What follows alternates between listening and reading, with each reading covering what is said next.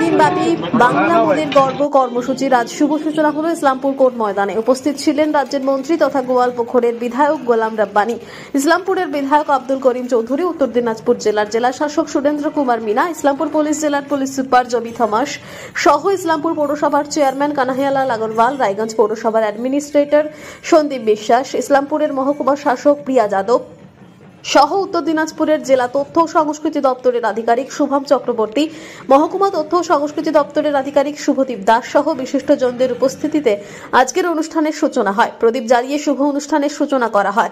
বিভিন্ন নৃত্যানুষ্ঠান, সঙ্গীতানুষ্ঠান অনুষ্ঠিত হবে 3 দিন ব্যাপী। পশ্চিমবঙ্গ সরকারের বিভিন্ন উন্নয়নমূলক কাজের প্রদর্শনীশালার ফিতে কেটে উদ্বোধন করেন মন্ত্রী ও বিধায়ক। রাজ্যের মন্ত্রী গোলাম রাব্বানি বলেন, রাজ্যে সব জেলাতেই এই কর্মসূচি শুরু হচ্ছে, যার সঙ্গে উত্তর দিনাজপুর জেলার ইসলামপুর শহরের কোর্ট ময়দানে এই অনুষ্ঠান অনুষ্ঠিত হচ্ছে। মন্ত্রী আরো বলেন, সাংস্কৃতিক অনুষ্ঠান ও বিভিন্ন অনুষ্ঠান মানুষের মনকে ড্রাইভার করে দেয়, মানুষের মনকে খুশি আনে। আমি ডিস্ট্রিক্ট ম্যাজিস্ট্রেট সুরেন্দ্র কুমার মিনা সাহেবকে আমি ধন্যবাদ দিচ্ছি। উনি আমাদের তথ্য সংস্কৃতি ডিপার্টমেন্টের উদ্যোগে আজকে প্রোগ্রামটা শুধু ইসলামপুরে না 23টা জেলাতে আমাদের প্রোগ্রাম স্টার্ট হয়েছে আজকে। এই 3 দিন চলবে।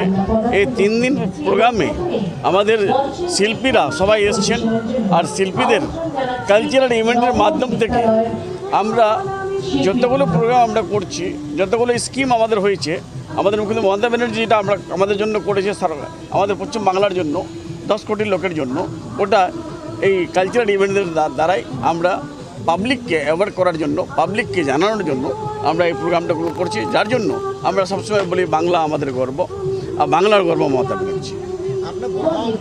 এটা তো মাইন্ড ডাইভার্ট করে, একটা মানুষের মধ্যে একটা খুশি আসে, হ্যাপি আসে, আনন্দ পায়, আর সময়টা কেটে যায় ভালো করে। 2 নম্বর, আমরা বিভিন্ন প্রোগ্রামে থাকলে আমাদের মনোরঞ্জন লাইফটা, যেটা আমি বললাম একটু আগে, ওটা এড়িয়ে যায়, যার জন্য 74টা আমাদের স্কিম আছে। 74টা স্কিমের সবকটা ইভেন্ট আপনারা দেখবেন। বিহারে না ইউপিতে কোনো জায়গায় হয় না, শুধু পশ্চিম বাংলাতে।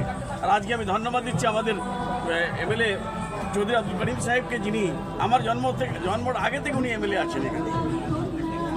1968 বা 69 থেকে এমএলএ আছেন। আমাদের ওনার সহকর্মী, ওনার বন্ধু সোনাল আগরওয়াল সাহেব আছেন, আর আমার বাবা ইনাদের সঙ্গে ছিলেন, এরা সিনিয়র ছিলেন, ইনাদের সঙ্গে আমি আছি।